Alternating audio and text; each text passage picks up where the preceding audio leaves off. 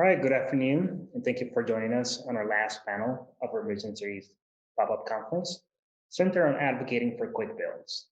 In the coming years, advocates will face a common but more hardened response to their demands for less traffic violence. We don't have the money.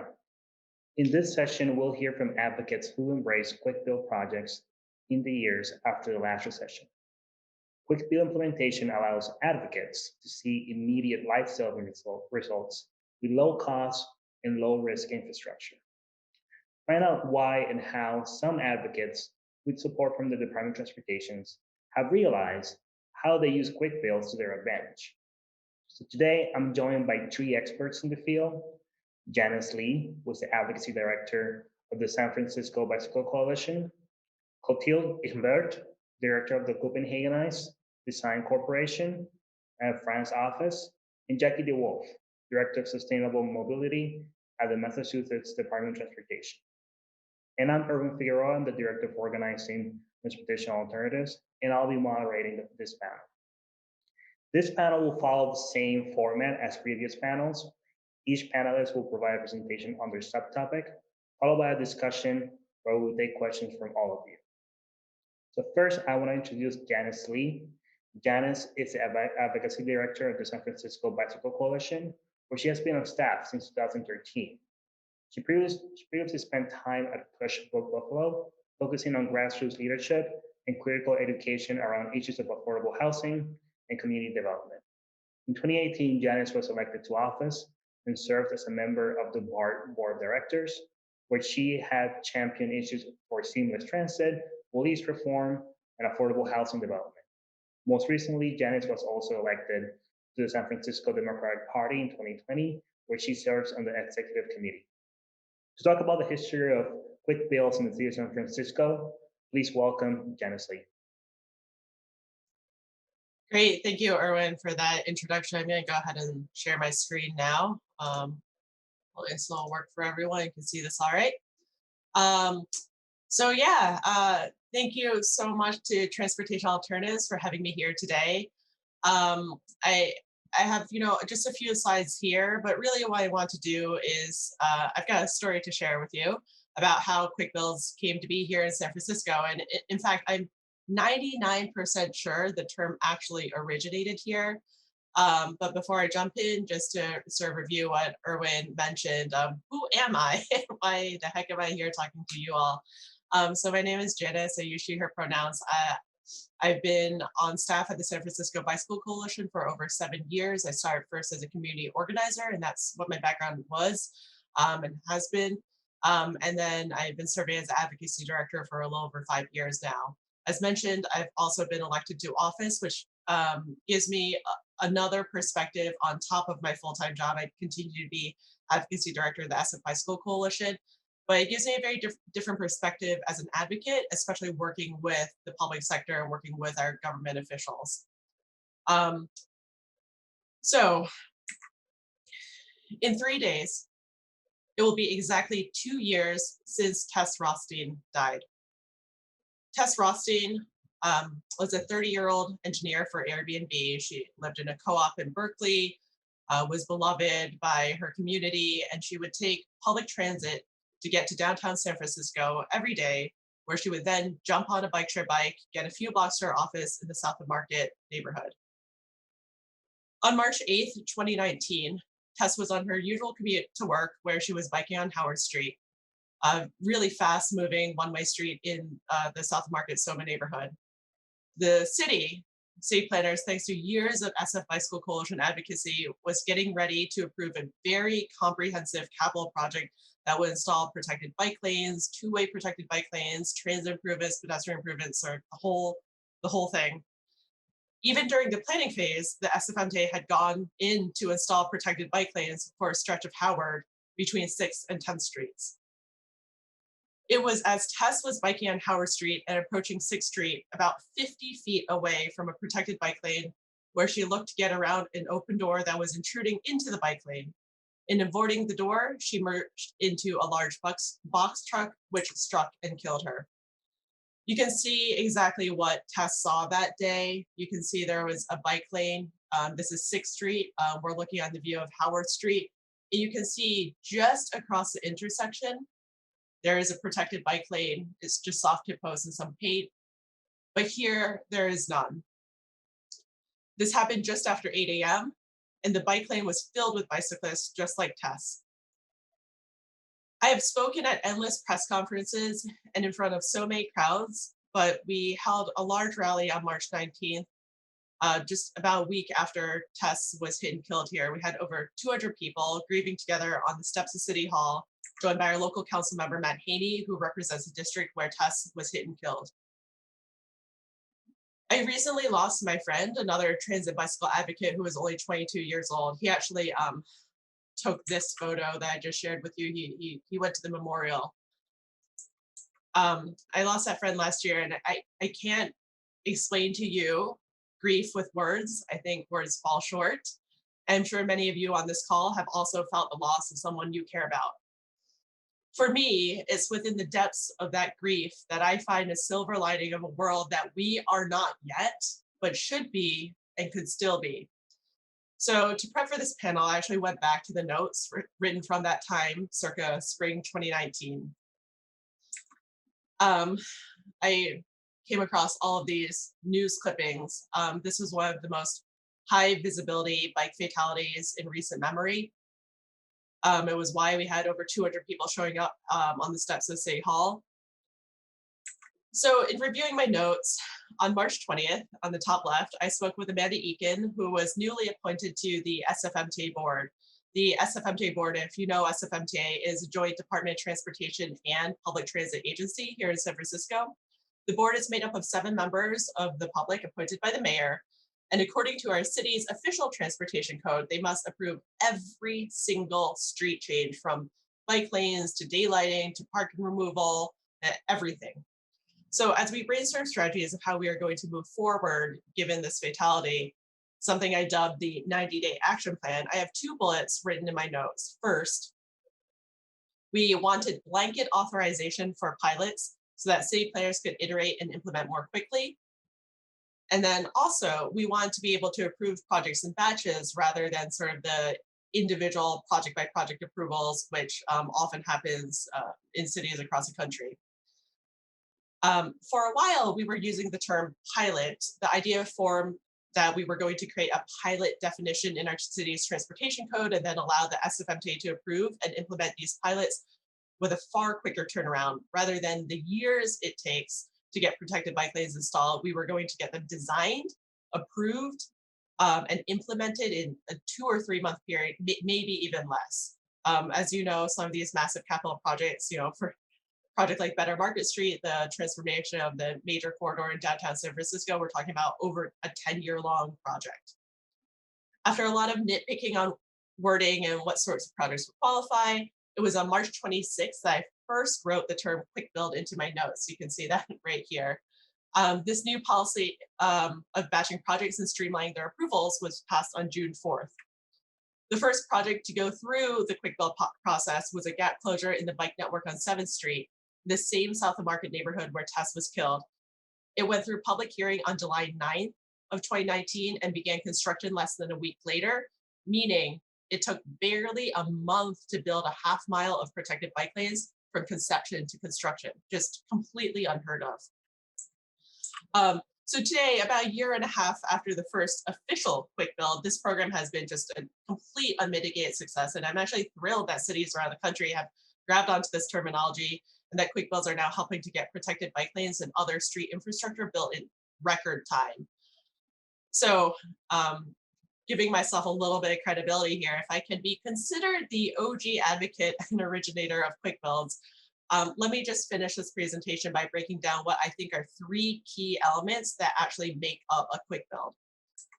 So first, quick builds have to be quick. So this is 7th Street and Townsend Street. On Townsend, it's the major hub to Caltrain, the commuter rail. It's sort of like the Metro North of the Bay Area. So quick builds have to be quick. Creating systemic change to streamline outreach, design, approvals, and implementation is part of the definition of a quick build. So in San Francisco, the outreach, that's like going out to the public. And then, while you're doing the outreach, which could last anywhere between 3 months to 3 years, they're doing some amount of designs. And then you have to go through your series of approvals. And then after approvals, you do, 100% design. And then you move towards, implementation where you like put that out to bid, you bring on a contractor. So, that bureaucratic process is why a lot of protected bike lanes take so long to build. When we made systemic change and create this quick build process, it means that here in San Francisco, the outreach process is actually wrapped up into the formal public hearing process so that advocates don't have to turn out multiple times. We used to, turn out for community meetings, then the hearings, then more hearings, then the final approvals, and it was seriously a pain. When it comes to approvals, our SFMTA board basically gave up some of their own authority, removing the need for certain kinds of projects to be heard before them at an official city hall meeting for the approval of individual quick build projects. And then a lot of times what's happening is that city engineers are actually designing at risk so that the moment that the public hearing is complete, the design is ready to go out the door for implementation. And because we're using paint and post, a lot of that work, I think almost always quick build work is done in-house, so you don't have to do procurement bidding. But for me, the quick builds, to make them quick, you have to institutionalize that systemic change. The second thing is quick builds are not the final product. This is what Howard Street between 5th and 6th Street now looks like. I showed you earlier, at the end of this block is where Tess Rothstein was hit and killed while she was biking. And you can see this is just some paint, some posts. You can see, the street's still pretty ripped up here. So before we start using the term quick build, we used to call them pilots, or that we would call this sort of like early implementation of a much larger project. So in order to streamline, the SFMTA is using, the paints and posts and that you see in this photo within the confines of the existing geometry and the existing signal infrastructure. That means that the design is honestly a bit raw. You see a lot of patches of pavement, it doesn't look great, but ideally quick builds shouldn't remain quick builds indefinitely, and there has to be a path to more permanent high quality infrastructure. So you can call them quick builds on their own, but it needs to be part of a larger path of, early implementation to a more long-term implementation. And then lastly, advocates have got to be nimble and give air cover. I'm really fortunate to have a great relationship with SFMTA's bicycle and pedestrian team called Livable Streets. You heard from Kimberly Leong yesterday, who's one of those amazing Livable Streets engineers. The only way we can move forward quickly on these projects with streamlined outreach is because we have strong relationships on the ground already. We've already been, active in advocating for street improvements and engaging our members. We have relationships with key community-based organizations, and we have a good relationship with a city council member, in this case, Matt Haney, who we can get to support. Advocates cannot just sit back and tell the city, hey, where are quick builds? It's really on you as an advocate to do the ground game and to set the conditions where quick builds are possible. That is the only way that streamlining is going to work.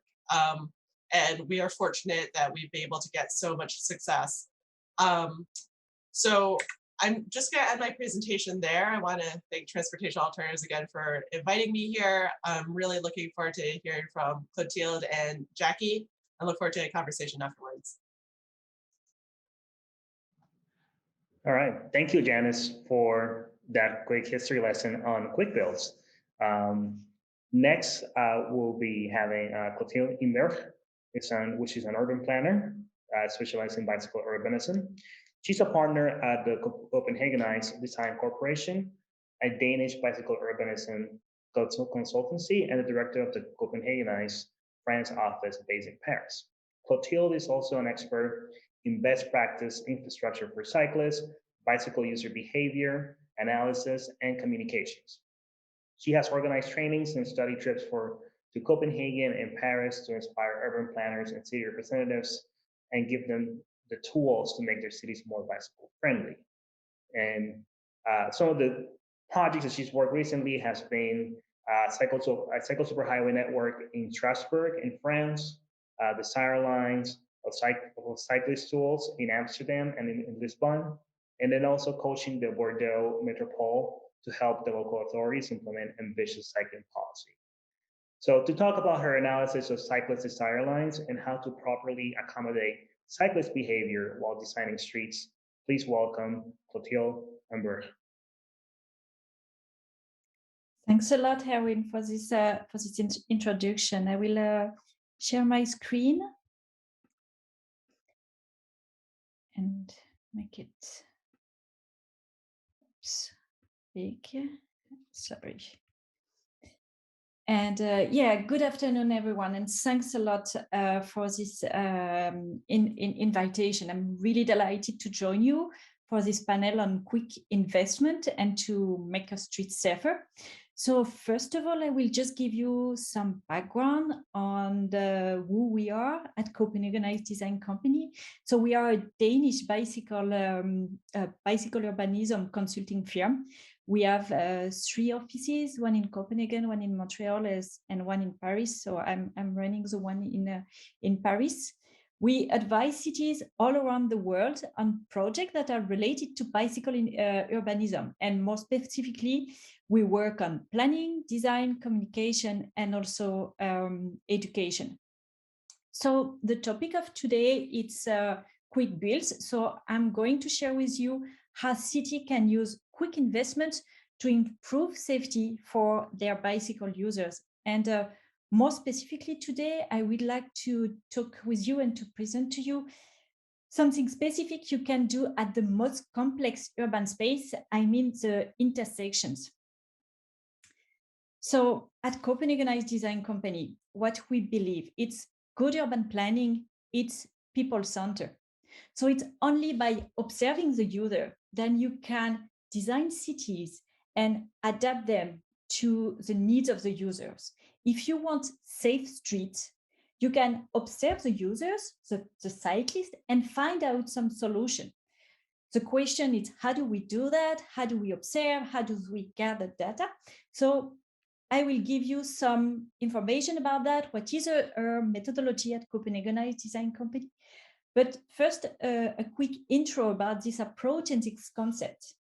Have a look at this picture. So it's probably something you have seen already in your city. At Copenhagenized, we call them the desire lines. In other words, it's a kind of expression of urban democracy. But more basically, it's actually users of the streets, of the urban space, leaving some traces when the path chosen for them by planning, by engineering, it's just not good enough.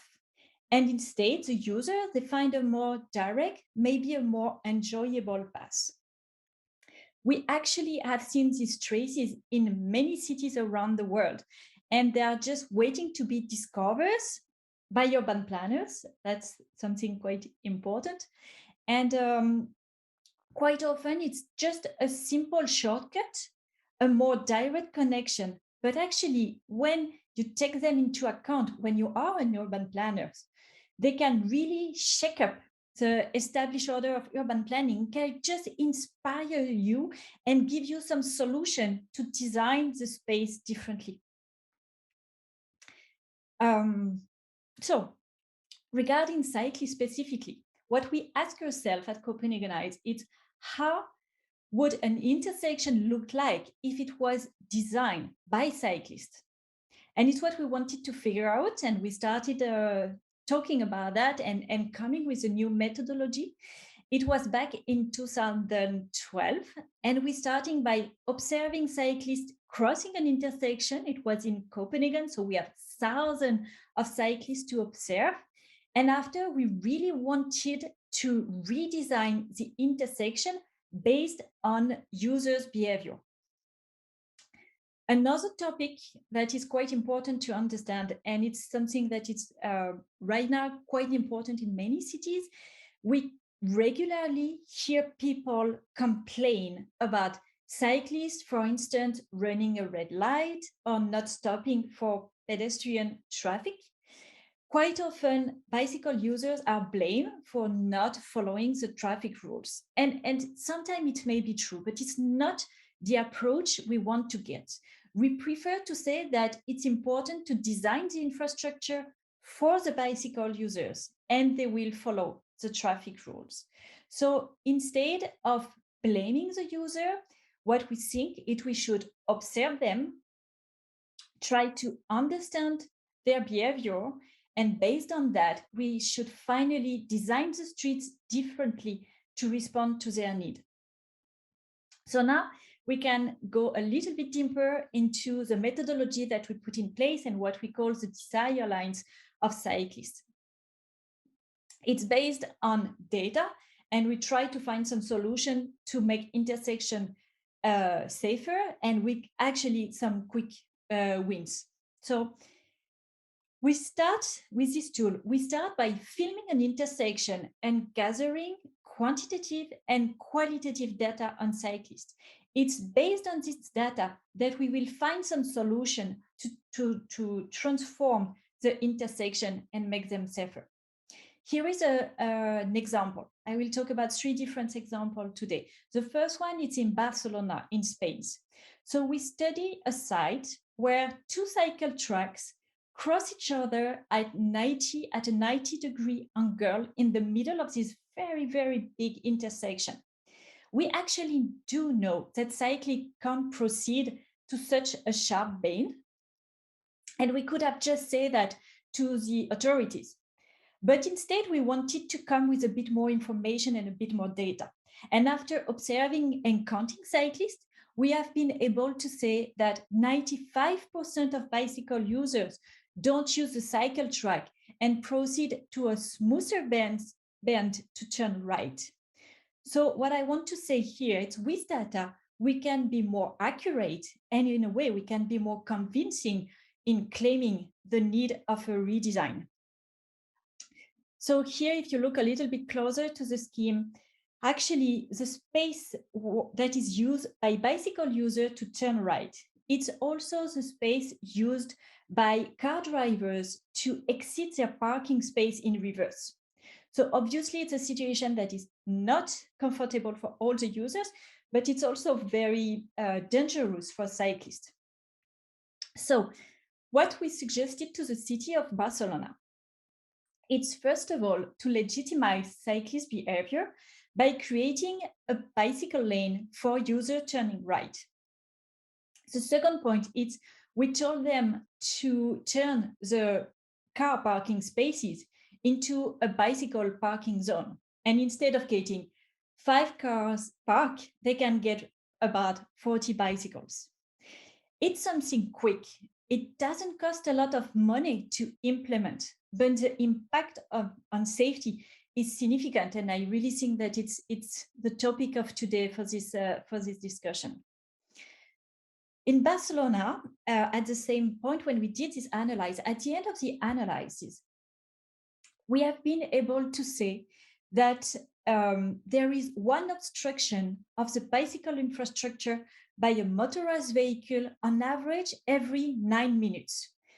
And in order to make a politician react and accept the proceed to at least do a quick change of the infrastructure, I would definitely advise you to come with this kind of statement, of argument, to make sure they really understand the point. Another city, another country, here, Amsterdam. So the situation is different. In Amsterdam, you have thousands of cyclists, and every morning during the rush hour, the intersections are really under the pressure of these cyclists. And instead of following the cycle tracks, that when they want to cross the intersection, they are like some swarm of bees. They are everywhere trying to reach the other side of the intersection the faster way. So the city of Amsterdam asked us to observe that. So we observed actually 20 intersections. So we provided to the city quite a lot of data and conclusion of this intersection. And according to the city of Amsterdam, actually for them, it was truly inspiring to reshape their intersection. The engineer, so it's not us, but the engineer of the city of Amsterdam, they worked on a toolbox of quick but effective solution. So the two keywords of today, and here it was really the case. It's some solutions that are quick and effective. And it was just to redesign this intersection to best respect cyclist needs. So it's only some small adjustment.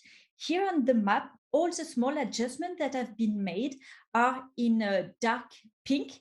So when you look at that from above, actually you can see that it's not some big changes, but when you are a user on the ground, it really makes a big difference. So it's just some adjustment, but with a high level on impact, and especially on impact on safety. Today, I will go through only one example that have been developed in all these toolbox. It's actually, so here it's what you can see on the picture.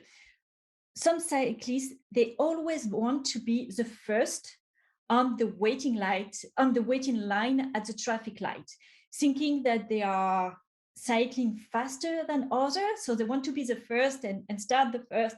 But actually, it's quite true that the cyclists ride at different speed. So in response to that, the city of Amsterdam designed the bicycle lane in the shape of a cone. They decided to call this new organization the French fries cone. And actually, at the waiting line, what you can observe when people are waiting at the traffic light, it's a flock of cyclists. But at the time the cyclists reach the other side of the intersection, this group has already formed a line because there are some people going faster. And so it works really well with the shape of a cone, really big at the beginning and a little bit smaller at the end. So it seems to be just a small adjustment, provided a bit more comfort, but it's also about safety. A last example in Lisbon, in Portugal. After observing some pressure of cars turning right and having to cross a bike lane, a situation which happen all the time, you probably have this situation in your city. We suggested to the local authorities just to push back a little bit the bicycle lane and to give some space for cars turning in a waiting area. And actually, the picture you can see above the scheme, it's in the Netherlands. It's a way they design intersection everywhere. So it's definitely something that the city of Lisbon has learned from the observation on this intersection specifically. But after, it can definitely become a best practice for them, and they can do it everywhere. So what I wanted to say as a conclusion, so all these adjustments have a very important impact on safety. And actually, not just only on safety, but also on the perception of safety. And I think that in many cities at the moment in Europe, here in Paris, in the United States as well, the goal is really to get more cyclists in our street. But also, it's very important to see cyclists who are more confident on riding their bicycle on a daily basis. Thanks a lot. Thank you, Clotilde, for that great presentation and learning so much about these higher lines from cyclists. So next, I want to introduce Jackie D. Wolf, who prior to joining the Massachusetts Department of Transportation as Director of Sustainable Mobility, D. Wolf was also the Executive Director of the Livable Streets Alliance, which is a nonprofit that advocates for more complete street designs. She has also served as an independent consultant providing strategic planning, public engagement facilitation, and transportation trainings to public, private, and civic organizations across the United States. Presenting on shared street case studies from mid-sized cities in Massachusetts, please welcome Jackie D. Wolf. Awesome. Hello, everyone. Good afternoon. Let me start sharing my screen here. All right, does that work? Everyone can see it? hopefully. Thank you so much for having me here this afternoon. I'm really excited about conferences like these, and I'm sorry we can't be together and I can't see everyone's faces and interact, but the beautiful part of the virtual world is being able to engage so many people across the country who wouldn't otherwise be able to gather in person together. And thank you, Transportation Alternatives, for creating this forum. So I'm going to talk about fostering quick builds and start a little bit with my own journey as it relates to quick builds. This is Boston City Hall in 2008. I, at the time, was working for Livable Streets Alliance, a transportation advocacy nonprofit based in Boston, working in the Boston region, to rethink urban transportation, to introduce concepts of complete streets and what it means to plan and design for people biking and walking, bus infrastructure, access to transit. And I had learned about, International Parking Day and said, well, great, can we bring this to Boston? International Parking Day was started a group called Rebar, and said, okay, well, let's take a parking spot, pay the meter for the day, but instead of putting a car, let's put something else. And so it was like, great, let's bring this to Boston. And so we did. In September 2008, we participated in this International Parking Day, and we rolled outside and created a park outside. I could just jump over this and say, like, oh, look, if nothing quick build in your community has ever happened, this is a place to start. I will tell you that the energy and the effort that went into just doing this, to taking one parking spot and the concept of paying for the meter, but not putting a car there, turned into countless hours and dozens of volunteers working to try to make this happen. We then had to deal with working with the city of Boston to get a permit. When they heard what we were thinking about, we got sent around because no one really knew what to do with this. Like, could they even give a permit? And then we were asking, why would we even need a permit? We're going to just be paying for the spot anyway. It just won't be a car. Questions about kind of safety and how it would be used. And after hundreds of hours, we successfully, we got our spot, and was really, at the time, excited. What we made sure we did was we did do it in front of Boston City Hall. We wanted it to be in a high visible space. It also means we could kind of catch people as they were going to and from work. We invited different city staff and leaders to come out and to look at it. And then we also made a video about it so that we could promote it and share it. And we interviewed all of those public officials about, what did they think? And those countless hours were worth it, because the next year there was another dozen spots. The next year there was dozens of spots. And after that, it took a life of its own. A couple neighboring municipalities actually sponsored it as a municipal sponsored event, like, hey, take over parking spots in our city and use them for different purposes.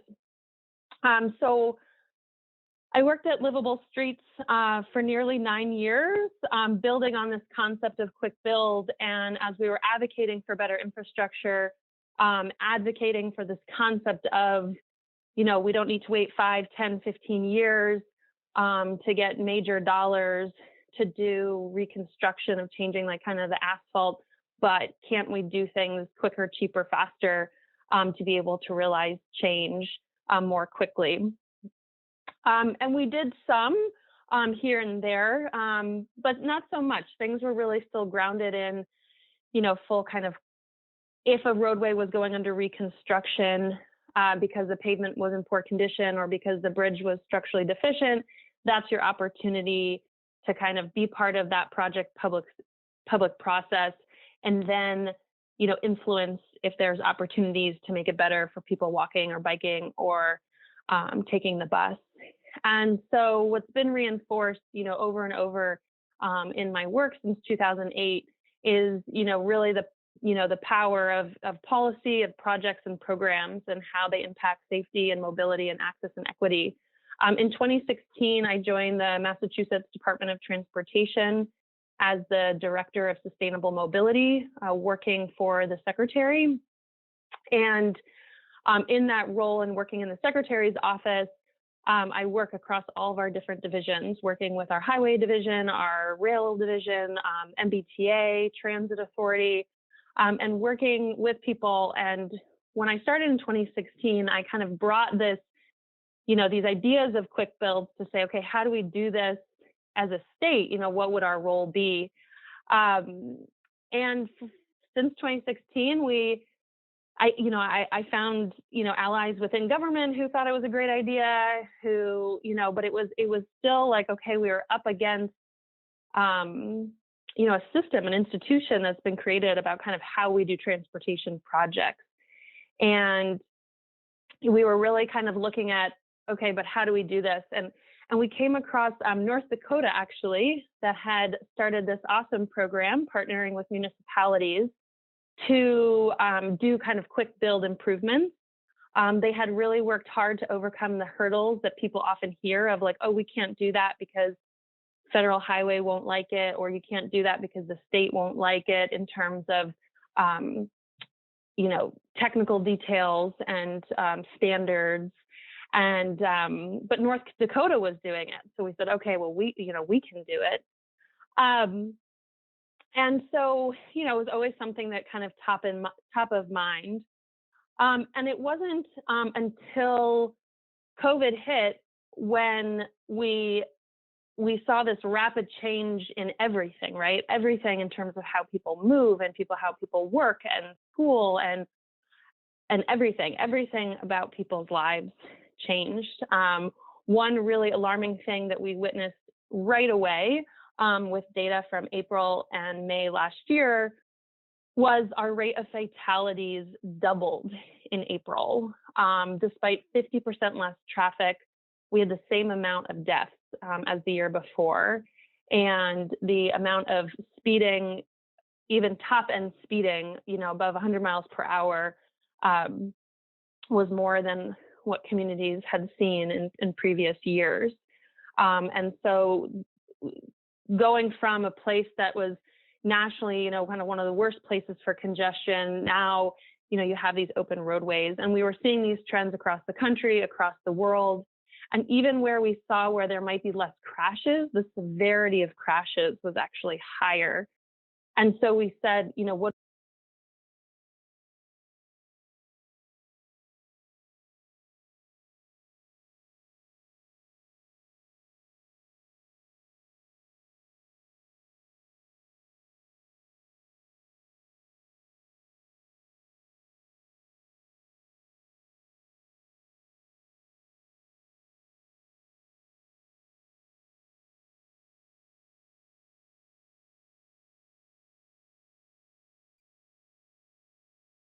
Right.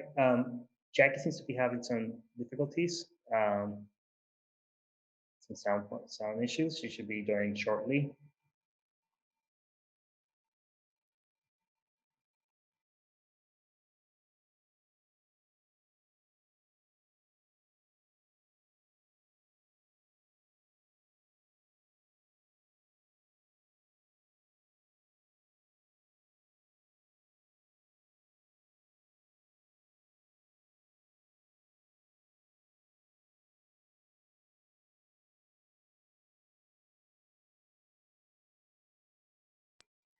While we wait for Jackie to come back, we can start. We can ask a couple of questions. And I had a question, Janice, specifically about quick builds. I was mentioning before the panel started that we just had some types of quick builds for, especially for bike lanes, last year, and that the how those projects are now, like some of them are in the process of being made permanent, and then others are still in limbo, and it's not really known when are they going to have more substantial permanent materials being implemented. So Janice, I don't know if you have any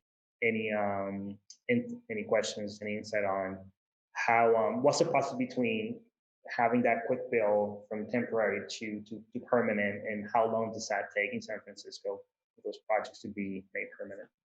Yeah, so a lot of times now when there's a massive capital project, if you're familiar with San Francisco, Fifth Street, also in the South of Market neighborhood, is a good example where there was a massive capital project. We were able to get urgency to get a bike lane there, but the infrastructure was much greater than what could be implemented quickly. So we pushed for an early implementation of that before the long-term project could break ground. And so that went in the ground. It's not the prettiest of bike lanes, but that was wrapped into a larger capital project. So I think it's like seeing that long-term vision through. The other thing that we do as advocates that I encourage any bike walk advocate to do is we get really in the weeds on the budget because you just need to follow the money. So we do a lot of internal advocacy. For one of the questions, I sort of explained that inside versus outside game. We do a lot of inside game around capital planning. So in more recent years, so the SFMJ updates their capital improvement program is a 5-year capital improvement program, but they update every 2 years. We are now advocating for more and more money going to quick builds so that we can have more of a programmatic pot of money that is specific for quick builds. We prove, their effectiveness and how many miles of protected bike lane we've been able to get in the ground. And that goes a really long way. And we are, we've been really talking about that, particularly during the pandemic, since we don't now have like $40 million to drop on like one capital project, which is something that we could do maybe 2 years ago, but certainly not now, given the state of our public institutions with the pandemic. Great, that's great insight on the process in San Francisco. Thank you, Janice. Jackie, seems like you're back on with audio. So can you guys hear me? We can hear you. We can hear you now. Okay. Sorry about that, everyone. The downside of technology is when the Wi-Fi has a little glitch, it just cut me off. I called in separately, so I'll go back to sharing my screen and finish the presentation and get back to questions. And I'm happy Janice brought that up. It's actually a really good segue into something I'm going to be talking about. So, what I was saying is, COVID happened and everything about everyone's lives changed, and we saw this horrible trend on our streets, and it was just, what do we do about it? And we put out press releases and we talked to enforcement and things, but still it was like, okay, it wasn't, it was these dangerous driving trends combined with the fact that everyone was out walking and biking with everything being closed. And we had this new data from a new data set we had procured, which actually could show us historical versus current. And so this map that I'm showing you right now is the change on the top, change in bicycle activity by municipality, and on the bottom, change in pedestrian activity by municipality. Specifically October of 2019 compared to October of 2020. But what we have on our mobility dashboard is you can compare like March to March, April to April, May to May, and you saw this quick uptick in huge increase in pedestrian bicycle activity.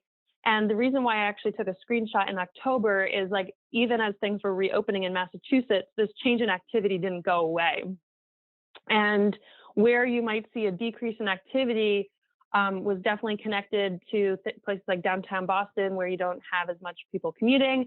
And also it's tied to where there's college campuses and students aren't. So besides that, you saw in nearly every single community, small, large, rural, urban, suburban, this huge increase in activity combined with this dangerous driving, and then combined with this, okay, how are places going to reopen after everything is completely shut down? Things are going to start to reopen, but to reopen, everyone has to completely reinvent themselves in terms of business. And so, it was thanks to examples and resources from across the country, from municipalities who were already taking charge in Massachusetts, combined with these issues around safety and wanting to support municipalities, and thanks to our leadership, both our Governor Baker Polito administration, as well as our Secretary of Transportation, we were able to launch a grant program called Shared Streets and Spaces to support public health, safe mobility, and renewed commerce. The dynamic of it being about all of that was a really critical factor in this kind of moment to respond to something that every single community was thinking about. And we made the grant program to support improvements that can be temporary pilots, permanent or turn pilots, or things that are temporary into permanent changes. But all the implementation has to happen within months. And we were really, really lucky to partner with the Bar Foundation, who was providing technical assistance to municipalities for free, separate from our program, but they were doing outreach, and then communities could leverage that external support in order to apply for a grant. And as a result of this, we put this out there kind of hoping that there would be interest, but you never know when you launch a brand new program.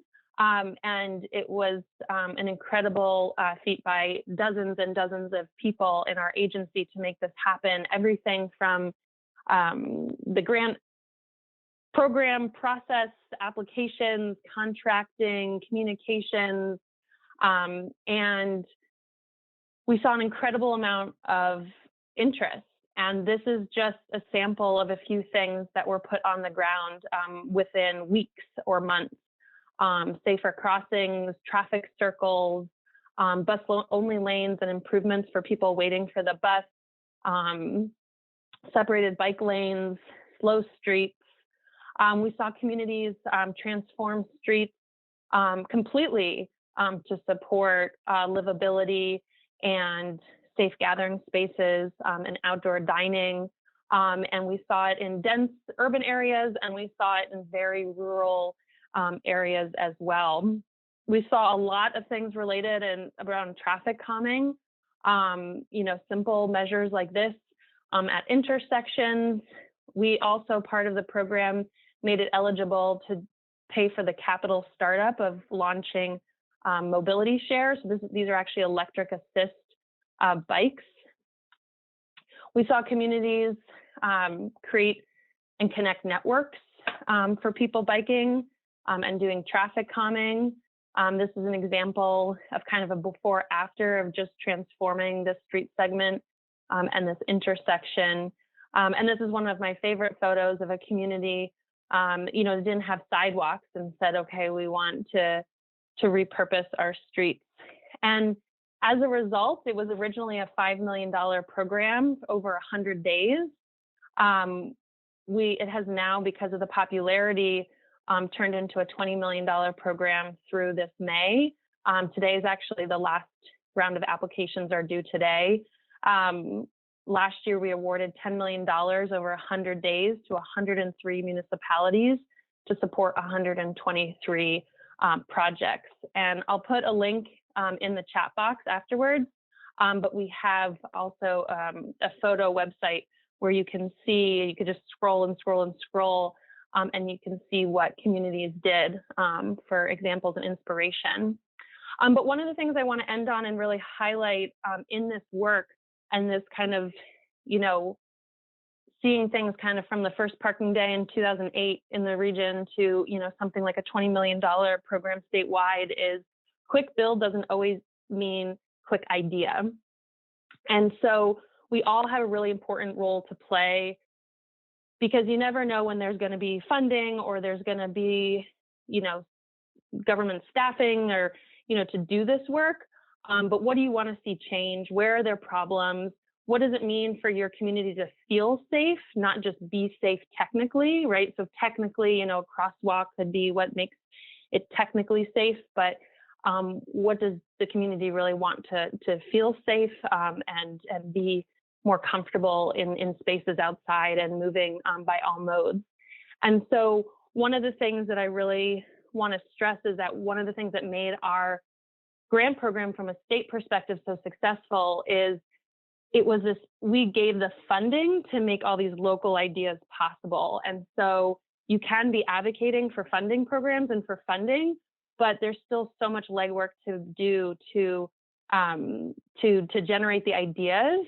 And so I leave you with this image that I talked a lot about in my previous role of advocacy, of kind of being ready to catch the wave. You never know when the wave is gonna come, but we all have a role. There's a role for everyone to play to generate ideas, identify where those problems are. There was a question in the chat about, quick build and public engagement. You can start as a community public engagement now about what people want to see. And so then that way, when the funding, becomes available, you're ready to kind of act. And also, you don't know when it will be. It could be local money, it could be state money. Who knows, it could be federal funding with the new administration. It could be, with government in terms of municipal property, but there's so many opportunities to do things too with schools and with private businesses and other partners to make this happen. And so with that, I will leave it there and happy to answer any questions. All right, thank you, Jackie, for that grateful information. Very useful. So this is a reminder, if you have any questions, you can post them on our Q&A section, and we will start making. I do want to have some couple of questions for listeners as we move in this presentation, and I actually had a question for Cotil in regards of the technology that you're using for those desire lines for cyclists. Specifically, I wanted to ask that that technology, if you can explain it more, what happens behind the scenes with that technology, and also the cost, and if it's something that you think that every city should own. Yeah, it's regarding the technology, it's actually extremely simple because all this methodology is based on human observation. So of course, at the really beginning of the process, we film an intersection, but we just use a GoPro. So nothing complicated as a technology. We just film. Depending on the need of the city, we can film for an hour or two during the rush hour, or we can film during more hours to really get a better sense of all the flow during the day and things like that. What it actually costs a little bit of money in this process, it's actually to get enough time to look at the video again and again and observe and really count the cyclists. After, we have to map all their trajectory to really understand the conflicts between the users, the cyclists, the pedestrians, and everything. So finally, and it's not what costs the most in a way, but it's more the time. You need some time to do it. But the example of Lisbon, for instance, we studied one intersection, and we observed all this pressure of car drivers turning right and using the space of cyclists. But it was on a very long corridor, and what we observed at one intersection, and the idea we got to fix the problem and make the intersection safer, was actually relevant for many intersections. So you don't have to do all this process everywhere in the city. You have to do it at some specific intersection, learn from the users, and apply that everywhere in the city. And actually gathering data on the users, the number of users using the cycle track, what is the profile of the cyclists, how there is an evolution during year after year, and also the evaluation of the design of the infrastructure that you do. I think all cities should do that. When they start investing in infrastructure, they should make sure that they follow what is going on in the street. Counting is one point, observing, knowing the profile, but also having some idea of what we what they did, it was good enough, is safe enough, is the perception of the safety enough for the users.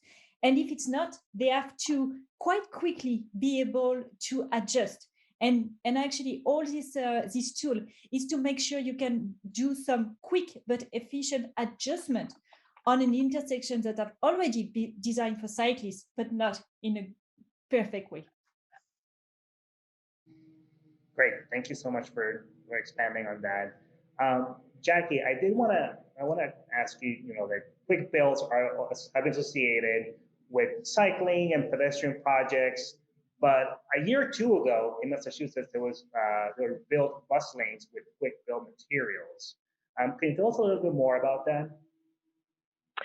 Yeah, and actually through this, through our grant program, one of our major, we have different project types, and one of the project types is bus infrastructure and bus lanes. And so there's been a huge movement over the last few years to increase reliability of our buses, to make them more convenient and more attractive, and support people who use them today, and people who and attract more people, to want to take the bus and to see it as a viable option. And so, one of the successes of this program was to kind of really look holistically across the board and say, how can we apply quick build to a lot of things in the public realm? And I actually think one of the things that made it successful was it wasn't just about biking. And in response to COVID, it was transit as well as walking and biking, traffic calming, safety for all, as well as kind of renewed commerce for restaurants and other businesses as well. And then also just programming, community programming that can support outdoor activity. So buses has been a huge project. And I think, like what I mentioned before about kind of quick build doesn't always mean quick idea, is that the kind of the generation of like, well, where would we want bus lanes, and where are they needed most, to serve different needs in different communities. Once this grant funding became available, it allowed all of those projects to like come to fruition, which was so exciting to see them come true. But there was certainly, the idea was not quick. These have been around for a while, just it made it more possible. Great, thank you, Jackie. And I have a question from the audience. It's one that is it was in my mind as well, and it's directly to Janice. And so, how do we balance the need for speed on quick builds with the need to ensure community engagement, particularly in neighborhoods that have been historically underserved and maybe distrustful of government entities or agencies? Yeah, and thanks, shout out to Donovan Lacey. He's a really amazing advocate here in San Francisco, doing great on the ground work at Dogpatch. I know him and his neighborhood association advocates are pushing to make slow streets more permanent.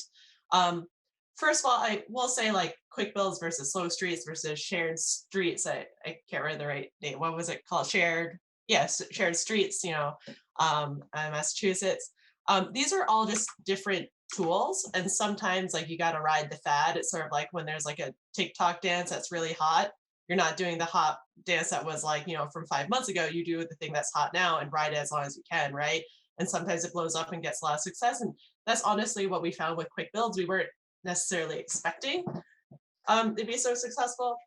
And going to Jackie's point, it's not about the quick ideas. It's that we've been working on the conditions, the baseline conditions, for so long that when these new opportunities, whether it's a quick build, or I remember on Bike to Work Day in May 2019, Mayor Breed, our newly elected mayor, was like, we're going to do 20 miles of protected bike lanes in 2 years. We did not expect it.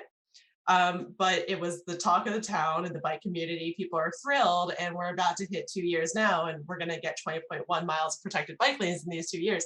You never know what thing you're going to ride is. So more directly to Donovan's question here, it's really doing that groundwork. And I think what's been tough for the SF by School Coalition is that we are a historically white organization.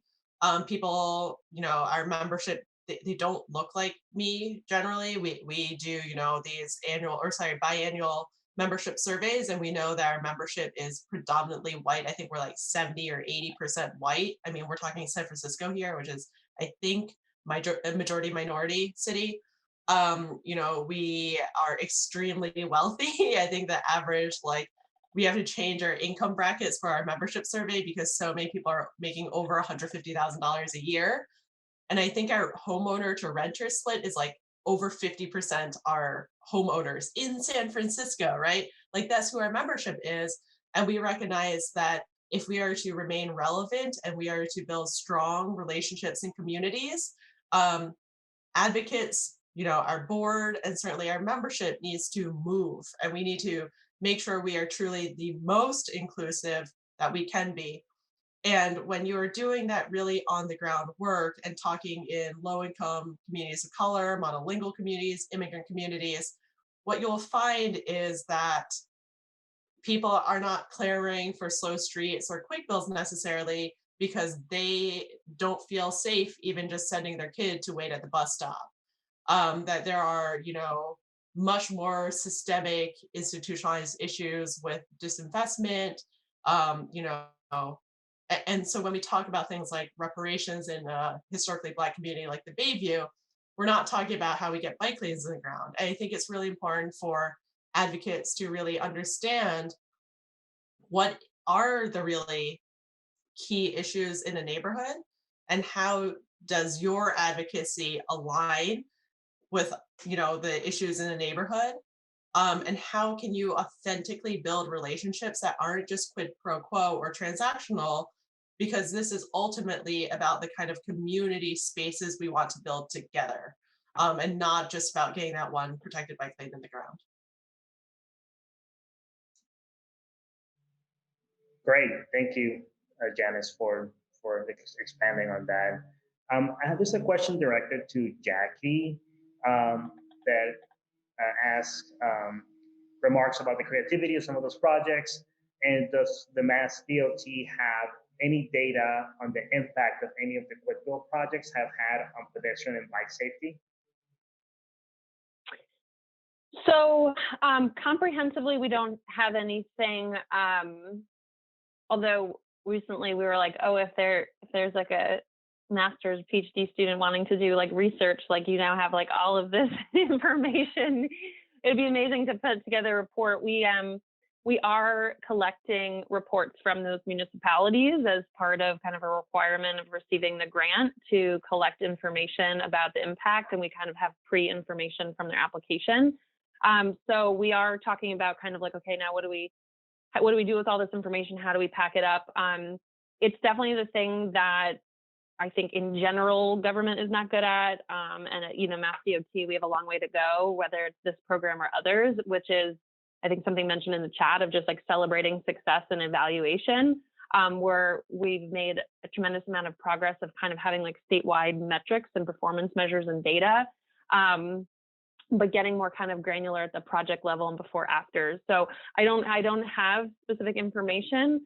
I think a lot of people feel from like a safety perspective, it's more how if people feel more safe and are comfortable, things like crash data or information is not necessarily like relevant in an extremely short period of time. But I hope that it's something we're just really working on. We're really working on defining more metrics and figuring out kind of what role we can play or how we can lean on the municipalities or external partners to kind of help do that evaluation. But as quick as this program came, it could quickly leave. But I think that we've heard just anecdotally, just like resounding like excitement for, how it's improving people's mobility and certainly their communities. But it hasn't all been perfect. I will also just say one thing is it all sounds great. Like we put out all this money, we funded all these grants. Like there's definitely been a couple where like communities have put something on the ground and have had to like rip it up or have been given a grant and then ultimately couldn't accept it for one reason or another. So success hasn't been, 100% either. So we're learning through that process as well. Great, thank you, Jackie. And actually, I have another question for you. Someone asked if how and why did Mass DOT decide to fund your position, and if other states DOTs have similar positions to the ones you have? To my position, so my position is really thanks to the leadership of, at the time, Secretary Stephanie Pollock, who, when she came into office as a cabinet member for our governor, Governor Baker, really wanted to kind of make issues around climate and multimodal safety a priority. And so brought in a team into the Secretary's office to kind of focus on these issues. And that's how my role came to be. And I've worked on a number of different programs and projects. The good news is bad news for Massachusetts, she just left Massachusetts, but she got tapped for the Biden administration to work for Federal Highway as in the leadership role. So she'll be taking some of these ideas and lessons learned to the federal government as well. Great, thank you. I do want to make a note that we have about 8 to 7 minutes left. So if you have any questions that you want to ask to the panel, please put it on the Q&A and we can get through them. And I think this is a question here that I think all of you could answer is that in DC, one challenge is that some or many of the general public,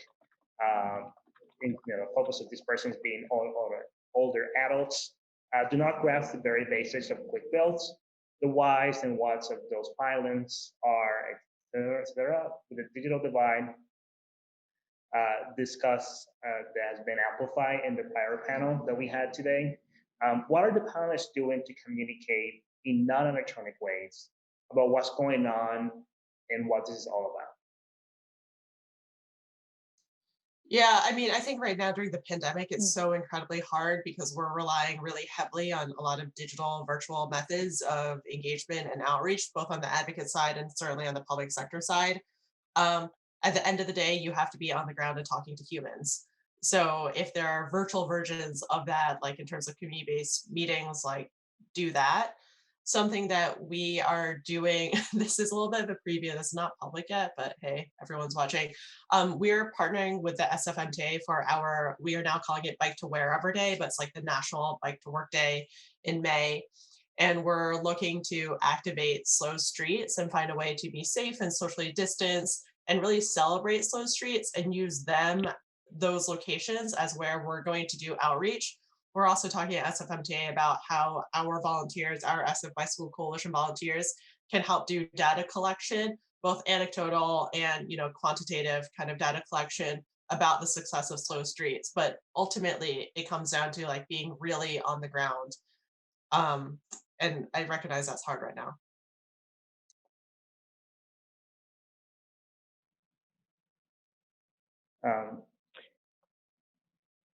Jackie, you have any examples of Mass DOT communicating all these projects in a way that is non-electronic?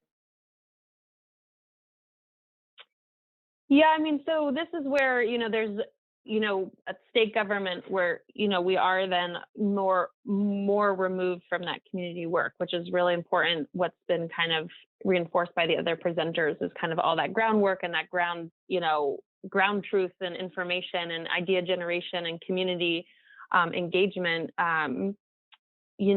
Ultimately, we're just providing a grant and funding, and so we rely on the municipalities to do that process and communicate. So, one of the interesting things I was just, two thoughts. One is on one of our advisory boards for work that we do is the Healthy Aging, Collaborative, and the gentleman who actually organizes all the councils on aging and works with all the senior centers, like in all the municipalities. And they've just been incredible partners to reach, the older generation, older adults, and kind of be a thought partner. And And then through our grant program, we also stressed, through the project types, that this work is to support, seniors, how to get around, and even supporting things like benches so that, when you're out walking, you have a place to like sit and stop, because it's not about maybe like walking continuously for 3 miles, but walk a little bit, stop, walk a little bit more. And so that kind of placemaking aspect of this work is, I think, equally as important as just kind of like thinking about the bike network, like I'm going to go bike, 10 miles, is also thinking about kind of the destinations. And I think that, and then there's something for everyone when you think about play space for kids, and when you think about, and then this is where it's all about the work in the community, to talk to people and to generate these ideas and really talk about kind of what the needs are, and then translate that into projects. Great. Thank you, Jackie. I think we have a couple more minutes, but I also do want to pass this question as well to Clotilde. We, New York City, I think all over the country, we see Paris as like one of those like beacons of like how to do, like expanded bike networks. And I'll be interested to hear as well, within that digital divide that exists, how projects like bike lanes and expansion of the bike infrastructure has been communicated to, the older folks that live in the city. It's definitely true that in Paris this past month they built really a lot of temporary bicycle lanes, and actually I would say that it's extremely positive for the cyclists and for the city. Regarding communication, they haven't done so much. They did some big campaigns in the streets to invite people to cycle more. They did really all over the summer. They did these kind of campaigns. But I know that some people complain a little bit about the fact that some new bicycle lanes arrive really quickly just in front of the streets. So for the cyclists, it was really, really important. But for the others, it was a little bit surprising. For some pedestrians, for instance, a lot of people walk in Paris. It was a little bit surprising. And some inhabitants ask for more communication.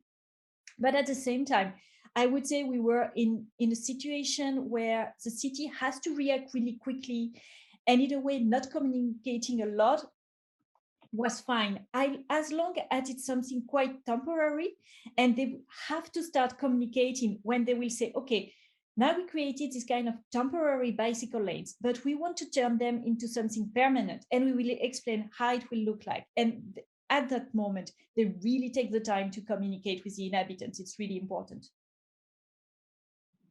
Great, thank you, Clotilde. So we are almost at the time. If we can go quickly with all panelists, if there's one piece of advice that you have for advocates as they pursue quick build projects in their own communities, what is that? And I'll start with you, Janice. Yeah, I think it's really learning the inside game versus the outside game, and how those sort of go hand in hand. You've got to make your power visible, but you also have to know the players within the city. Great, thank you, Janice. Jackie? I'm going to do 2 really quick. One is, generate the ideas. Do the community organizing, talk to neighbors. Really think and think broadly. This isn't just about walking or just biking, or think about that placemaking. Think about in these times, renewed commerce, safe travel, all of that. What are the ideas? What do people want?